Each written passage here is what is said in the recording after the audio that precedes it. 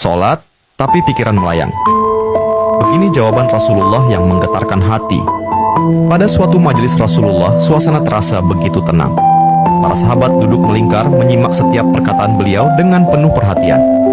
Namun, di antara mereka, ada seorang sahabat yang tampak gelisah. Jemarinya saling menggenggam, matanya menunduk, dan napasnya terasa berat. Setelah beberapa saat ragu, ia akhirnya mengangkat wajah dan berkata dengan suara lirih, "Wahai Rasulullah, aku ingin bertanya, tetapi aku khawatir pertanyaanku ini akan membuatku semakin malu di hadapan Allah."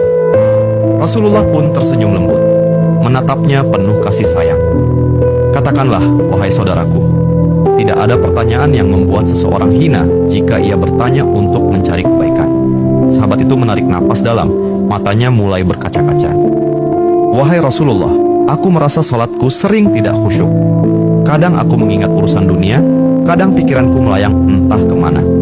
Aku takut salatku tidak diterima oleh Allah.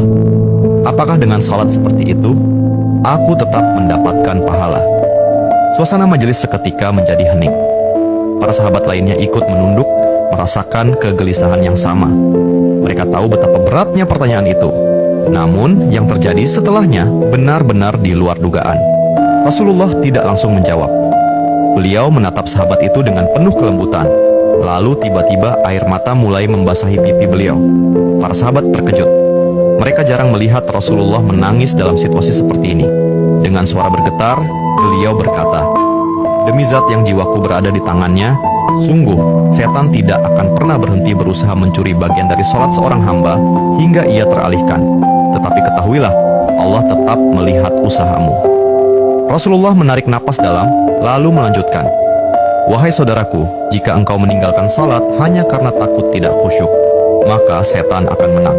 Tetapi jika engkau tetap berusaha salat meski pikiranmu teralihkan, ketahuilah bahwa setiap kali engkau berusaha kembali kepada Allah dalam salatmu, saat itulah Allah menyambutmu." Mendengar itu, sahabat tersebut tak mampu menahan tangis. Begitu pula para sahabat lainnya. Kemudian Rasulullah melanjutkan dengan penuh kelembutan, "Bayangkan seorang ibu yang melihat anaknya berjalan ke arahnya, tetapi anak itu sering jatuh dan tersandung. Apakah sang ibu akan marah? Tidak. Ia justru akan berlari menghampirinya, mengangkatnya, dan mendekapnya erat. Itulah Allah. Ia lebih penyayang daripada seorang ibu kepada anaknya. Selama engkau terus kembali, Allah akan selalu menerimamu." Air mata mengalir di pipi sahabat itu. Kata-kata Rasulullah begitu menusuk hatinya. Sejak hari itu, ia tidak lagi putus asa dalam sholatnya. Ia tetap berusaha khusyuk, dan setiap kali pikirannya melayang, ia mengingat nasihat Rasulullah. "Setiap kali engkau berusaha kembali, saat itulah Allah menyambutmu." Jangan pernah berhenti berusaha.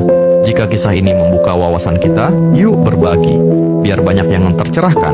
Setiap satu kebaikan dibalas Allah 10 kali kebaikan. Barokallah forever. Amin ya Rabbal Alamin ya Mujibas Sailin.